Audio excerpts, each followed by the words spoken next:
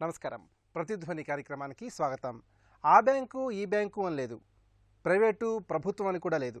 అన్ని బ్యాంకులు ఒక్కసారిగా వినియోగదారులపై రకరకాల జరిమానాల పేరుతో బాదుడుకు సిద్ధమయ్యాయి. ఒక ప్రైవేట్ బ్యాంకు 5 లావాదేవీలు నెలకు ఉచితం అంటోంది. మరో బ్యాంకు 4కే పరిమితం చేసింది.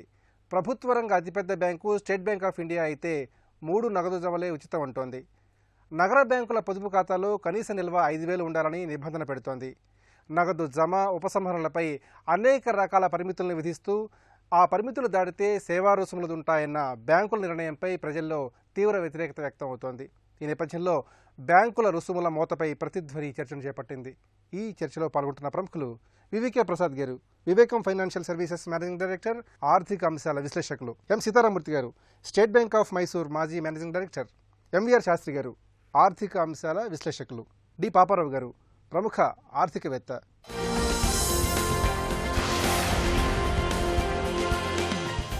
ప్రసాద్ గారు, ప్రభుత్వ ప్రైవేటు బ్యాంకులు తాజాగా నగదు జమ ఉపసంహరణ సేవా రుసుములు ఏ విధంగా ఉన్నాయి? ప్రభుత్వ ప్రైవేటు బ్యాంకులు ఈ తరహా నిర్ణయాలు తీసుకోవడానికి ప్రధాన కారణాలు ఏ విధంగా చూడాలి? అంటే మొట్టమొదటి మనం ఒక చిన్న సవరణ అండి, ప్రభుత్వ ప్రైవేట్ బ్యాంకులని కన్నా ప్రభుత్వ బ్యాంకులని చెప్పడమే కరెక్ట్. ఎందుకంటే ప్రైవేట్ బ్యాంకుల్లో ఇటువంటి వింత పోకట్లు వింత లక్షణాలు చాలా రోజుల నుంచి ఉన్నాయి, కొత్తగా వచ్చిందేం కాదు. అంటే ఆ మినిమం బ్యాలెన్స్ ఉండాలని, మినిమం క్వార్టర్లీ బ్యాలెన్స్ అని, మినిమం మంత్లీ బ్యాలెన్స్ అని రకరకాలుగా కండిషన్స్ పెట్టడం జరిగింది.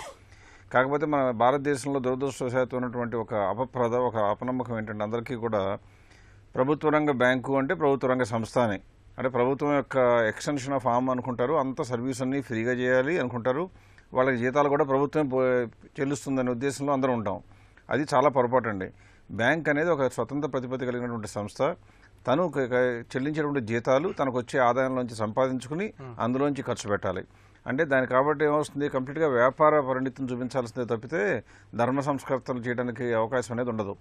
కాకపోతే మీరు ఇక్కడ అనుకోవచ్చు, అంటే మేము చెప్పే మాటలు కొద్దిగా ప్రజలకి కంటగింపు కలిగించవచ్చు, కోపం కూడా రావచ్చు. కానీ మనం ఆలోచించాల్సింది ఏంటంటే, ఎవరైనా సరే వ్యాపార దృక్పథంతో పనిచేసేటప్పుడు ఖచ్చితంగా లాభాపేక్షతో పనిచేయాలి. ఆ లాభాపేక్షతో పనిచేసేటప్పుడు ఏ రకంగా ఛార్జెస్ వస్తాయో అక్కడ తీసుకోవాల్సి వస్తుంది. ఇది అంటే ఆమోదయోగ్యమైన, ఆచరణ సాధ్యమైన, అన్నిటికన్నా ముందు మనకి ఆహ్వానించదగ్గ పరిణామం అంటే కాదు అని చెప్పలేము, అలాగే అవును అని కూడా చెప్పలేము. ఎందుకంటే బ్యాంకుల యొక్క ఉన్నటువంటి లక్ష్యం ఎప్పుడు కూడా ఎలా ఉండాలంటే, నగదు విపణిని అందరికీ అందుబాటులో తీసుకొస్తూ సర్వీసు అందజేస్తూ వారి యొక్క మెప్పుదల పొంది లాభం సంపాదించడం బాగుంటుంది. కానీ అవకాశాన్ని దోచుకోవడం చేయడం అనేది అంత పద్ధతి కాదు. రిజర్వ్ బ్యాంక్ నిర్దేశించిన సూత్రాల ప్రకారం ఏమంటారు, రూరల్గా ఒక బ్యాంక్ పెట్టాలి అంటే హైదరాబాద్లో బ్రాంచ్ పెట్టి, మేడ్చల్లో బ్రాంచ్ పెట్టి రూరల్ బ్యాంక్ అంటారు. అది మన హైదరాబాద్ పక్కనే ఉంటుంది. అంటే ఇలా ఎన్నో కొన్ని వెసులుబాట్లు ఇవ్వడం మూలంగా ఏమొచ్చిందంటే ప్రభుత్వ రంగ బ్యాంకులు కొద్ది గొప్ప నిర్వీర్యం అవుతున్నాయి. ఇటువంటి సమయంలో వాళ్ళు కూడా ఏం చేశారంటే, ప్రైవేటు బ్యాంకు లాభాల పనితీరు ఎందుకు పెరిగింది, మనకు ఎందుకు తగ్గింది అని ఆలోచించి కొద్దిగా వారి నడకలో మనం కూడా నడిస్తే బాగుంటుంది కదా అనుకున్నారు. అందువల్ల వాళ్ళు చేయటం విధించడం జరిగింది. ఇది దీని గురించి విపరీతంగా భయపడాలా అంటే భయపడాల్సిన అవసరం లేదు. ఎందుకంటే యావరేజ్ బ్యాలెన్స్ అంటారు. కానీ ఎక్కువ మందికి వచ్చిన అనుమానం ఏంటంటే, మినిమం బ్యాలెన్స్ అంటే 5,000 రూపాయలు నెల మొదటి నుంచి మొదలుపెట్టి చివరి దాకా ఉంచాలనే ఆలోచనలో ఉంటారు. అది కాదండి. యావరేజ్ బ్యాలెన్స్ ఉండాలి అంటే మనకు జీతం కనుక వచ్చినట్లయితే, ఒక 30,000 రూపాయలు జీతం వస్తే ఒక 10 రోజులు కనుక నా బ్యాంకులో ఉందనుకోండి, అంటే ఒక్కొక్క రోజుకి 30,000 చొప్పున 10 రోజులు ఉందంటే 3 లక్షలు ఉన్నట్టు. నెల మొత్తం మీద వాళ్ళు అడిగేది 30 రోజులకి కలిపి యావరేజ్ మంత్లీ బ్యాలెన్స్ 5,000 అంటే 1,50,000 ఉంటే చాలు. మీకు వచ్చిన జీతం 30,000 అయినా సరే 10 రోజులు బ్యాంకులో కదలకుండా ఉంటే ఆ మినిమం బ్యాలెన్స్ అనేది మిమ్మల్ని ఏమీ చేయదు. అందువలన ఇది అంత ప్రమాదకరమైనదా, అంత భయంకరమైనదా అంటే భయపడక్కర్లా. అది కొద్దిగా అర్థమయ్యేట్లుగా ప్రజలకు కనుక చెప్పినట్లయితే వ్యతిరేకత అంతగా రాదు, ఇంత ఆగ్రహం కూడా పిలువకుండా ఉండే అవకాశం ఉంటుంది. సీతారామూర్తి గారు, ప్రైవేట్ బ్యాంకులు సరే, ప్రభుత్వ రంగంలో అతిపెద్ద బ్యాంక్ అయినటువంటి ఎస్బీఐ కూడా ఈ తరహా నిర్ణయం తీసుకోవడాన్ని ప్రధానంగా ఏ విధంగా చూడాలి? ఇప్పుడు ప్రభుత్వ రంగంలో ఉన్నటువంటి స్టేట్ బ్యాంకు, పెద్ద బ్యాంకు తీసుకున్న నిర్ణయం సరైందా కాదా అని మనం ఒక తీర్పు ఇచ్చే ముందు కొన్ని వివరాలు మనం తెలుసుకోవాలి. సమయం ఇప్పుడు సరైంది కాదని మనం చెప్పవచ్చు. ఎందుకంటే ఇప్పుడిప్పుడే ఈ నగదు రహిత వ్యవహారాలు మనం చూసాం కదా. డబ్బుని ఈ నోట్లని రద్దు చేయడం వల్ల ప్రజలు చాలామంది ఇబ్బంది పడ్డారు. చాలా పరిశ్రమలు కూడా దెబ్బతిన్నాయి, ఉద్యోగాలు కూడా కొంతమంది కోల్పోయారు. అందువల్ల ఇప్పుడిప్పుడే అటువంటి పరిస్థితుల నుంచి కోలుకుంటున్న సమయంలో ఇలాంటి కొత్త మార్పులను ప్రవేశపెట్టడం అనేది సరైన సమయం కాదు. చిన్న చిన్న వ్యాపారస్తులు కానీ, లేకపోతే చిన్న ఉద్యోగస్తులు కానీ, రైతులు, మరి లేకపోతే చిన్న ఉద్యోగస్తులు, వేరే వేరే చిన్న చిన్న పరిశ్రమలు పనిచేసేటువంటి కార్మికులు, మరి ప్రభుత్వ ఉద్యోగులు ఇలాంటి వారికి ఏంటంటే దీనివల్ల పెద్ద ఇబ్బంది రాదు. బట్ ఇంకొకటి ఏమిటంటే ఈ బ్యాంకు వారు ఈ నిబంధనని ఇంట్రడ్యూస్ చేసినా కూడా పల్లెటూళ్ళలో చిన్న చిన్న ఖాతాలు అంటే మన ప్రధానమంత్రి గారు ప్రవేశపెట్టినటువంటి జనధన్ ఖాతాలని ఉన్నాయే వాటికి ఇది వర్తించదు. ఎందుకంటే అంతకు ముందు కూడా రిజర్వ్ బ్యాంక్ వారి యొక్క ప్రోత్సాహంతో తెరిచినటువంటి ఖాతాలు ఎన్నో కోట్ల ఖాతాలు ఉన్నాయి, సేవింగ్స్ ఖాతాలు. అక్కడ కూడా జీరో బ్యాలెన్స్ ఖాతాలను తెరిచారు. అంటే అందులో ఏమీ నిల్వ లేకున్నా కూడా పర్వాలేదన్నటువంటి ఖాతాలు చాలా కోట్ల వరకు తెరిచారు. అందువల్ల పల్లెటూళ్ళలోనూ చిన్న చిన్న ఊళ్ళలోనూ మరి బీద ప్రజానికం ఓపెన్ చేసినటువంటి సేవింగ్స్ ఖాతాల్లోనూ ఈ నిబంధనలు వర్తించవు. ముఖ్యంగా ఎక్కువ పెద్ద ప్రమాణంలో జమలు ఉపసంహరణలు చేసేవారికి మాత్రమే వీటి వల్ల చాలా ఇబ్బంది కలుగుతుంది. ఆ రుసుము వల్ల కొంత నష్టపోయేటువంటి అవకాశం ఉంది. శాస్త్రి గారు, బ్యాంకులు తాజాగా విధించిన పరిమితుల వల్ల నిబంధనల వల్ల ప్రజలకు బ్యాంకులకు దూరమయ్యే పరిస్థితి ఉందని చాలామంది నిపుణులు పేర్కొంటున్నారు. ముఖ్యంగా ఈ తరహా నిర్ణయాల వల్ల ఎలాంటి పర్యవసనాలు ఎదురయ్యే అవకాశం ఉందంటారు? పొదుపు ఖాతా అనేది పేరు సూచించిన విధంగా ఒక మనిషి సంపాదించిన అమౌంట్లో భద్రత భవిష్యత్ అవసరాల కోసం కొంత పొదుపు చేస్తారండి. ప్రధాన కారణాల్లో ఒకటి పొదుపు చేయడం అనేది భవిష్యత్ అవసరాల కోసం. అది కాకుండా రెండవది భద్రతా కారణాల దృష్ట్యా ఇంట్లో పెట్టుకుంటే ఇంత క్యాష్ బ్యాలెన్స్ కంటే బ్యాంకులో పెట్టుకుంటే మనకు ఉత్తమం. ఎంతో కొంత దాని మీద 5-6% డిపాజిట్ రేట్ ఆఫ్ ఇంట్రెస్ట్ దాని మీద మనకు వస్తుందని చెప్పి ఆ డిపాజిట్ మీద. మూడోది క్యాష్ బ్యాలెన్స్ మన దగ్గర ఉంచుకోవడం కంటే బ్యాంకులో ఉంచడం ద్వారా దుబారా ఖర్చు మనం తగ్గించుకొని మనకు అవసరాలకి సంబంధించిన వరకే మనం విత్డ్రా చేసుకుని ఖర్చు పెట్టుకుంటాం అనేది. ఈ ప్రధానంగా ఈ కారణాల దృష్ట్యా మనం సేవింగ్స్ బ్యాంక్ అకౌంట్స్ మెయింటైన్ చేసుకుంటూ ఉండేది. ఈ సేవింగ్స్ బ్యాంక్ అకౌంట్స్ మెయింటైన్ చేసుకోవడం వల్ల నా ఇందాక సార్ చెప్పినట్టుగా ఇప్పుడే కాదు పూర్వకాలంలో కూడా ఆ పేరు సూచించిన విధంగా అది పొదుపు ఖాతా కాబట్టి కరెంట్ అకౌంట్ ట్రాన్సాక్షన్స్ లాగా కాకుండా దీంట్లో నెంబర్ ఆఫ్ ట్రాన్సాక్షన్స్ ఇదివరకు కూడా సేవింగ్స్ బ్యాంక్ అకౌంట్స్లో ఎక్కువ పర్మిట్ చేసేవాళ్ళు కాదండి. ఒకవేళ 5-6 ట్రాన్సాక్షన్స్ 7-8 ట్రాన్సాక్షన్స్ అయితే అప్పుడు మేము కూడా బ్యాంకర్స్గా అడ్వైజ్ చేసేవాళ్ళు, మీరు నెంబర్ ఆఫ్ ట్రాన్సాక్షన్స్ ఇలా ఎక్కువగా ఉంటే కనుక దాన్ని మీకు కావాలంటే మీరు కరెంట్ అకౌంట్ ఓపెన్ చేసుకోండి, కానీ సేవింగ్స్ బ్యాంక్ ఇలాంటివి మెయింటైన్ చేయడానికి ఇన్ని నెంబర్ ఆఫ్ ట్రాన్సాక్షన్స్ పర్మిట్ చేయడం. ఒకప్పుడు రిజర్వ్ బ్యాంక్ ఆఫ్ ఇండియా వాళ్ళే పరిమితులు విధించారు నెంబర్ ఆఫ్ ట్రాన్సాక్షన్స్ మీద. ఈ మధ్య కాలంలో డిమానిటైజ్ చేసినప్పుడు మన అమౌంట్ విత్డ్రా చేయడం మీద కూడా పరిమితులు వచ్చాయి. 24,000 వారానికి అని చెప్పి దాన్ని ఫిబ్రవరి 20వ తారీఖు నుంచి 50,000 చేశారు. మార్చి 13వ తారీఖు నుంచి పూర్తిగా ఎత్తివేయడం అనేది. తాజాగా విధించిన పరిమితులు ఏంటంటే నెంబర్ ఆఫ్ ట్రాన్సాక్షన్స్, ఇది డిపాజిట్స్ చేయడం కానీ విత్డ్రా చేయడం కానీ నెంబర్ ఆఫ్ ట్రాన్సాక్షన్స్. ఆ లిమిట్ పెరిగితే కనుక దాని మీద రుసుములు 150 రూపీసో 100 రూపీసో ఛార్జ్ చేయడం అనేది, ఇలాంటి పరిమితులు విధించడం అనేది. ఇన్ని పరిమితులు విధించినా కానీ మనం మన అవసరాల దృష్ట్యా మనం పొదుపు చేసుకున్న అమౌంట్ రెగ్యులేటెడ్గా మనం విత్డ్రా చేసుకునేటప్పుడు ఈ పరిమితులు విధించినా కానీ సేవింగ్స్ బ్యాంక్ అకౌంట్ వరకు ఎటువంటి ప్రాబ్లమ్స్ ఉండవు. మనిషికి అవసరాలకు సంబంధించినంతవరకే మనం విత్డ్రా చేసుకుంటాము. దీనికి బ్యాక్గ్రౌండ్ బేసికల్గా చూసే ఏంటంటే 125 కోట్లు జనాభా ఉన్న భారతదేశంలో 50% పర్సన్స్కి అకౌంట్స్ ఉన్నాయండి. అప్రాక్సిమేట్గా ఇప్పుడు ప్రజెంట్ స్టాటిస్టికల్ డేటా ప్రకారం 65 కోట్లు సేవింగ్స్ బ్యాంక్ అకౌంట్స్ ఉన్నాయి అన్ని బ్యాంకుల్లోనూ కలిపి, ప్రధానంగా ప్రైవేట్ కానీ పబ్లిక్ కానీ. ఈ 65 కోట్ల బ్యాంకు సేవింగ్స్ బ్యాంక్ అకౌంట్స్లో కూడా మళ్ళీ more than 42% 50% dormant accounts are ప్రధానమంత్రి జన్ధన్ యోజనలో ఓపెన్ చేసిన జీరో బ్యాలెన్స్ అకౌంట్స్. యాక్టివ్గా ఆపరేట్ అయ్యే సేవింగ్స్ బ్యాంక్ అకౌంట్స్ ఎప్పుడు కూడా 15% మించి ఉండవండి. ఇప్పుడు కూడా ఆ 15% కూడా ఎవరు ఇవ్వండి, salaried persons, pensioners, agricultural income ఎక్సెస్గా వస్తే కనుక వాళ్ళు దాచుకున్న వాళ్ళు తప్పితే మిగతా ఎవరు ఉండరు. శాలరీడ్ పర్సన్స్ కానీ పెన్షనర్స్ కానీ అకౌంట్లో ఆల్రెడీ బ్యాలెన్స్ ఉన్నప్పుడు వాళ్ళ అవసరాల నిమిత్తం అంతవరకే డ్రా చేసుకుంటారు, కానీ వారానికి ఒకేసారి ఇంత అమౌంట్ డ్రా చేసి ఇంట్లో పెట్టుకోవాలనే ఉద్దేశం ఎవరికీ ఉండదు. అది కాకుండా అది ఒక లిమిటెడ్ అమౌంట్ ఒక 50,000 60,000 మనకి అకౌంట్లో సేవింగ్స్ బ్యాంక్ అకౌంట్లో ఎక్సెస్ అయితే కనుక మన సైకాలజీ ఏంటంటే దాన్ని వెంటనే టర్మ్ డిపాజిట్స్ కింద కన్సిడర్ చేస్తే ట్రాన్స్ఫర్ చేస్తే ఇంకా ఎక్కువ వడ్డీ వస్తున్నందుకు టర్మ్ డిపాజిట్స్ కింద ట్రాన్స్ఫర్ చేస్తాం. సో ఎప్పుడైనా సరే మనకి సేవింగ్స్ బ్యాంక్ అకౌంట్లో మన బ్యాంకింగ్ స్టాటిస్టికల్ డేటా ప్రకారం 40-50,000 మించి నార్మల్గా more than most of the అకౌంట్స్లో, కొన్ని అకౌంట్స్లో లక్షల్లో ఉండొచ్చు, అది వేరే విషయం. నార్మల్గా 70 to 80% ఆఫ్ ది అకౌంట్స్లో 50,000 to 1 lakh మించి సేవింగ్స్ బ్యాంక్ అకౌంట్లో ఉండదు. ప్రజల దృష్ట్యా ఏంటంటే ఈ నెంబర్ ఆఫ్ ట్రాన్సాక్షన్స్ మనకి పరిమితులు విధించడం వలన మనకేమన్నా ప్రాబ్లం వస్తుంది అనుకుంటారేమో. అలా అనుకుంటే కనుక ప్రజలు ఇన్స్టెడ్ ఆఫ్ ఒకవేళ 10,000 డ్రా చేసేవాడు రేపొద్దున ఒక్కొక్క ట్రాన్సాక్షన్కి 20,000 డ్రా చేసి పెట్టుకుంటాడు ఏంటో. అంతేగాని ఈ నిబంధనల మూలాన బ్యాంక్ డిపాజిట్లు ఏవో తగ్గిపోతాయని కానీ ఇంకోటి కానీ ఏముండదండి. ఎందుకంటే ఇప్పటికీ ఇండియన్ సిస్టంలోనే ఒక 5 to 6% రేట్ ఆఫ్ ఇంట్రెస్ట్ వచ్చేది ఇండియన్ బ్యాంక్స్లోనే. మోస్ట్ ఆఫ్ ది డెవలప్డ్ కంట్రీస్లో జీరో ఇంట్రెస్ట్ దానికి పేమెంట్. ఊరికే సేవింగ్స్ బ్యాంక్ అకౌంట్స్లో మనం డబ్బు దాచుకోవడం వరకే, దాని మీద 0 ఇంట్రెస్ట్. 1-2 కంట్రీస్లో అయితే నెగిటివ్ రేట్ ఆఫ్ ఇంట్రెస్ట్. మీరు బ్యాంకులో డిపాజిట్ చేసినందుకు మీరు డబ్బు కట్టాలి వాళ్ళకి, బ్యాంకులకి. సో ఇండియాలో ఇప్పటికీ మనకు 5-6% రేట్ ఆఫ్ ఇంట్రెస్ట్ వస్తుంది. కాబట్టి బ్యాంకులు ఈ పరిమితులు చిన్న పరిమితులు విధించడం మూలాన బ్యాంకింగ్ రంగానికి కానీ డిపాజిట్లు విత్డ్రా చేయడం కానీ ప్రజలకు కానీ పెద్దగా ఇబ్బందులు ఉండవని నా భావన. పాపారావు గారు, నగదు లావాదేవీలకు సంబంధించి ప్రైవేటు బ్యాంకులు విధించిన పరిమితులపై లోకల్ సర్కిల్స్ అనే సంస్థ తాజాగా సర్వే నిర్వహించింది. ఈ సర్వేలో ప్రైవేటు బ్యాంకుల నిర్ణయాలకు సంబంధించి 70% మంది ఖాతాదారులు తీవ్రంగా వ్యతిరేకించారు.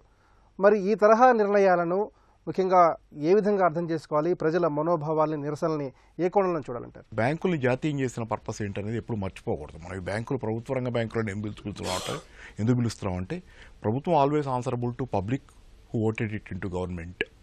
అట్లాంటి పబ్లిక్కి జవాబు చెప్పాల్సినటువంటి ప్రభుత్వ బాధ్యతలప్పుడు వీటిని ప్రభుత్వ రంగ బ్యాంకులు, అవి ప్రభుత్వంతో ఉన్నా లేకపోయినా ఆర్బీఐ వాటిని లీడ్ చేసిన ఏదైనా వీటికి ఒక సోషల్ రెస్పాన్సిబిలిటీ ఉంది. ఆ సోషల్ రెస్పాన్సిబిలిటీ వదిలి ఈరోజు ఏంటంటే యూజర్ ఛార్జీల కల్చర్ అన్ని చోట్ల అదే జరుగుతుంది. ఒకప్పుడు హెల్త్ అంటే గవర్నమెంట్ సెక్టర్లో ఉంటుంది అనేది మేజర్గా మనకున్న కాన్సెప్ట్ కార్పొరేటైజ్ అయ్యింది. ఇప్పుడు ప్రైవేట్ బ్యాంకులను చూసి వాతలు పెట్టుకుంటాయి. 70% వ్యతిరేకిస్తున్నారంటే బ్యాంకులు ఇప్పుడు ఈ విధంగా వసూలు చేయటాన్ని అధ్యయనం ప్రకారం కనపడుతుంది. ఏంటి స్పష్టంగా 70% మంది నెమ్మదిగా ఎక్స్క్లూడ్ అయిపోతున్నారు బ్యాంకింగ్ నుంచి. అదే కాదు, మన డిమానిటైజేషన్ తర్వాత ఈ రిజర్వ్ బ్యాంక్ తీరు కానీ బ్యాంకుల్లో జరిగిన అవకతవకలు కానీ ఎన్ని చూసిన తర్వాత బ్యాంకుల క్రెడిబిలిటీ చాలా తగ్గింది ఓవరాల్గానే బ్యాంకింగ్ సెక్టర్ది. అందుకే ఇప్పుడు జరుగుతుందాలో మీరు చూస్తే నిన్నగాక మొన్న వచ్చిన వార్తల్లో 2,000 రూపాయల నోట్లు రిలీజ్ అయినాయి కదా, అవి వచ్చే సర్క్యులేషన్లో ఉన్నాయి. ఇప్పుడు వాటిల్లో మళ్ళీ బ్యాంకుకి తిరిగి వస్తున్నాయి కేవలం 20-30%. చాలా పెద్ద భాగం సర్క్యులేషన్లో వెళ్ళి ఆగిపోతున్నాయి, బయటికి బ్యాంకు రావట్లా తిరిగి. అంటే ఏమైంది, బ్యాంకులో డిపాజిట్ చేయడానికి ఆల్రెడీ వరీడ్గా ఉన్నారు జనాలు, మళ్ళీ ఏమో వద్దో తెలియదు అన్నట్లు, లేకపోతే ఇంకేదైనా వాళ్ళ బ్యాంకులకు సంబంధించిన ఇది. అంటే బ్యాంకులో మళ్ళీ వేయటల్లా, ఒకసారి డబ్బులు చేతిలోకి వచ్చినాక పెద్ద నోటు సరే. ఇంకోటి ఏంటంటే బ్లాక్ మనీ మళ్ళీ జమ అవుతుందా, మళ్ళీ ఇంకోసారి పెద్ద నోట్లదా అని. ఏదైనా కానీ ఏంటంటే పరిస్థితి ఏంటంటే బ్యాంకుల క్రెడిబిలిటీ ఉండేటట్లయితే జనాలు ఎవరు జేబులోనూ చేతులను పెట్టి కూర్చోరు బ్లాక్ మనీ కాకపోతే. మరి జరుగుతుందంటేనే ఆల్రెడీ ఏదో జరుగుతుంది సమాజంలోనే. మొత్తం సెక్షన్ కానీ ఏంటంటే ఆల్టర్నేటివ్ ఎకానమీ లాగా ఒక రకంగా, అంటే క్రెడిబుల్గా లీగల్ టెండరే కానీ డబ్బులు వాడుతున్నాయి, మరి ఒక ఆల్టర్నేటివ్ ఎకానమీ లాగా తయారవుతున్నటువంటి వాతావరణం స్పష్టంగా కనపడుతుంది. ప్రజలు మెయిన్ స్ట్రీమ్ ఫార్మల్ ఆర్గనైజ్డ్ సెక్టర్ని తిరస్కరిస్తున్నారా వాళ్ళ సమస్యల దృష్ట్యా. పైగా ఏంటంటే ఈరోజు 5,000 జీతం వచ్చేవాళ్ళు కూడా చాలామంది ఉన్నారు. మన ప్రభుత్వం ఇప్పుడు చెప్పిన దాని ప్రకారం ఏంటంటే అన్ని వేతనాలు మామూలుగా చేత్తో క్యాష్ లాగా ఇవ్వడానికి కుదరదు. 60%కి మొన్నటిదాకా చాలా మందికి వేతనాలు క్యాష్ రూపంలోనే వచ్చాయి, వాటిని కూడా బ్యాంకు ద్వారా ఇవ్వమని చెబుతుంది. ఇప్పుడు బ్యాంకు ద్వారా ఇస్తే 5,000, 10,000 జీతం వచ్చే వాళ్ళకి మళ్ళీ ఇన్ని లిమిట్లు పెట్టి అది కంటిన్యూస్గా అసలు మ్యాథమెటికల్ క్యాలిక్యులేషన్స్తో అయిపోద్ది జీవితం మనుషులకి. వాళ్ళకి వచ్చే ఆదాయం ఎంత, వాళ్ళలో దాని ఇప్పుడు కనీసం 18,000, 16,000 లేకపోతే మినిమం వేజెస్ లేకపోతే బతకలేమనే పరిస్థితి వచ్చినప్పుడు అంతకంటే తక్కువ వస్తున్న వాళ్ళు చాలామంది ఉన్నారు. ఒకవేళ ఈ బ్యాంకులో పడ్డ ఈ పరిస్థితిలో వాళ్ళ జీవితాలు ఏంటి? ఎంత చిన్న మొత్తం పోయినా వాళ్ళకి పెద్ద మొత్తమే. అది లక్షలు కోట్ల వాళ్ళలాగా ప్రైవేట్ బ్యాంకులో డబ్బులు పెట్టుకున్న వాళ్ళలాగా అక్కడ లావాదేవీలు చేసుకుంటూ దాన్ని పట్టించుకోకుండా కోల్పోయే మొత్తాలు ప్రైవేట్ బ్యాంకులో పెట్టుకుంటే వాళ్ళకి పరిమితం. కానీ వాళ్ళలాగా అందరూ ఉండరు కదా, కొద్దిపాటి మంది 70% వ్యతిరేకిస్తున్నారంటే ఖచ్చితంగా మిగతా వాళ్ళు కొంతమంది ఏమి చెప్పకుండా జవాబు చెప్పకుండా ఉండి ఉంటారు సర్వే అంటే. ప్రసాద్ గారు, దేశాన్ని నగదు రహిత ఆర్థిక వ్యవస్థ వైపు నడిపించడానికి మోదీ సర్కార్ అనేక ప్రయత్నాలు చేస్తోంది. మరి బ్యాంకులు తీసుకున్నటువంటి ఈ నిర్ణయాలు అందుకు పూర్తి విరుద్ధంగా ఉన్నాయని భావించాలా? ముఖ్యంగా ఈ నిర్ణయం డిజిటల్ ఆర్థిక వ్యవస్థపై ఎలాంటి ప్రతికూల ప్రభావాన్ని చూపించే పరిస్థితి ఉంది? పరిమితుల ప్రకారం అంటే 3 సార్లు కన్నానో 4 సార్లు కన్నానో విత్డ్రా చేయొద్దు అన్నారు. అంటే నిజంగా కనుక మోడీ గారు చెప్పినట్టుగానో ప్రభుత్వం ఉద్దేశించినట్టుగానో డిజిటల్ చెల్లింపుల వైపు వెళ్ళి, అంటే అంతకుముందు వరకును ఇప్పటికి తేడా ఏంటంటే అంతకుముందు మనం క్రెడిట్ కార్డు పేమెంట్ చేస్తేనూ ఛార్జెస్ విధించేవాళ్ళు, అలా ఏది చేసినా ఛార్జెస్ విధించేవాళ్ళు. ఇప్పుడు ఏం చేశారు, భీమ్ అనే అప్లికేషన్ ఇలా గవర్నమెంట్ స్పాన్సర్డ్ అప్లికేషన్ తీసుకొచ్చి ఒక్క నయా పైసా ఖర్చు లేకుండా చెల్లింపు చేయడానికి వీలుగా మీకు ఏర్పాటు చేశారు. అది కూడా ఏం చేశారు, ఎంతోమంది డౌన్లోడ్ చేసుకుంటే నిజానికి కనుక మనం ఇష్టమైనట్లయితే నేను ₹1,00,00,000 వ్యాపారం చేయాలన్నా కానీ నాకు భీమ్ అప్లికేషన్ ఉంటే చాలన్నట్టుగా ఫీలింగ్ అయితే తీసుకొచ్చారు. కూరగాయలు కొనుక్కోవాలన్నా, కోడిగుడ్డు కొనుక్కోవాలన్నా, పాను కొనుక్కోవాలన్నా, ఏది కొనుక్కోవాలన్నా కూడా మీరు అవసరమైతే నిజంగా కనుక గవర్నమెంట్ సరిగ్గా ప్రయత్నం చేస్తే భీమ్ ప్రకారం చెల్లింపులు చేయొచ్చు, మనం చెల్లింపులు అందుకొని కూడా చేసుకోవచ్చు.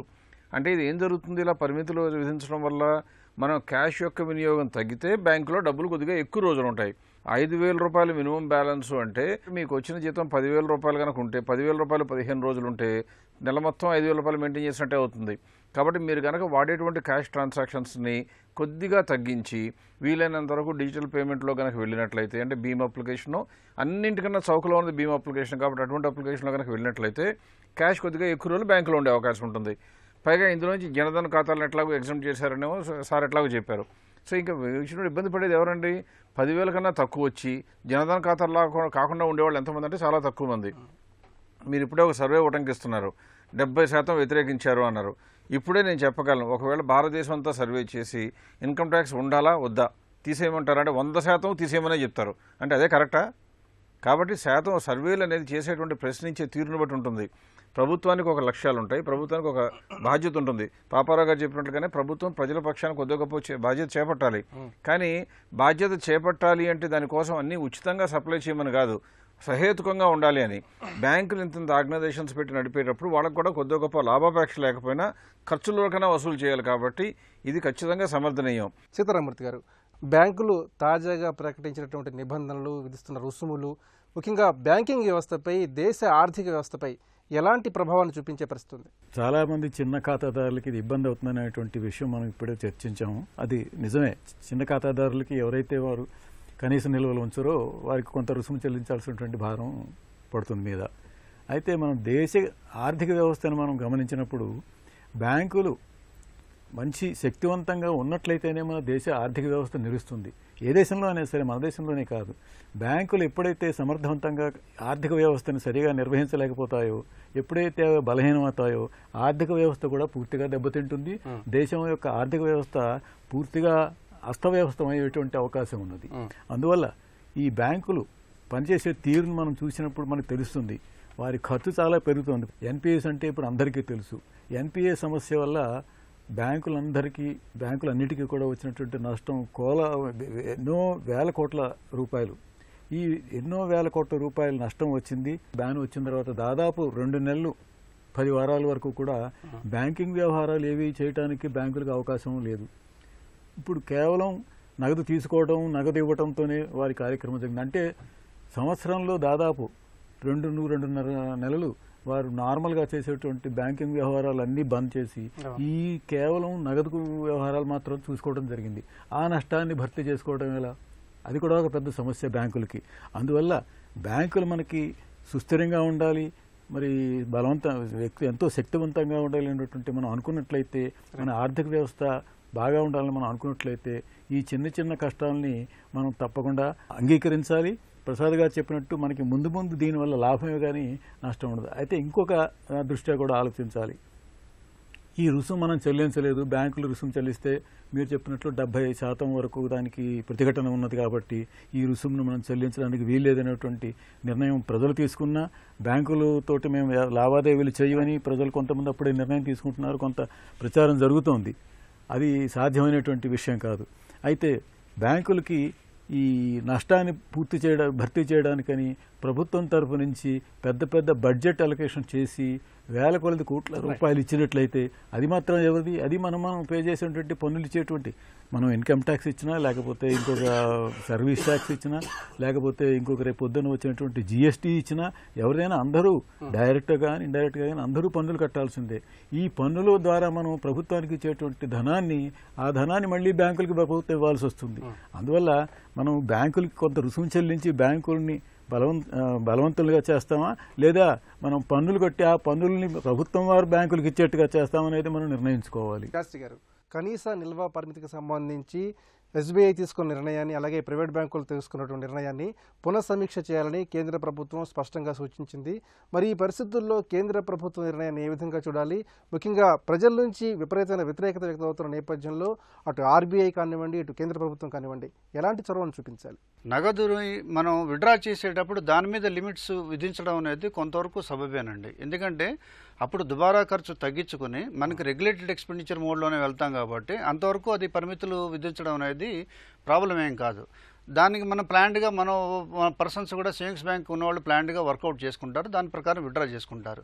కానీ దీనిని అనేక కోణాల్లో మనం దృష్టి సారించాల్సిన విషయం ఉంది.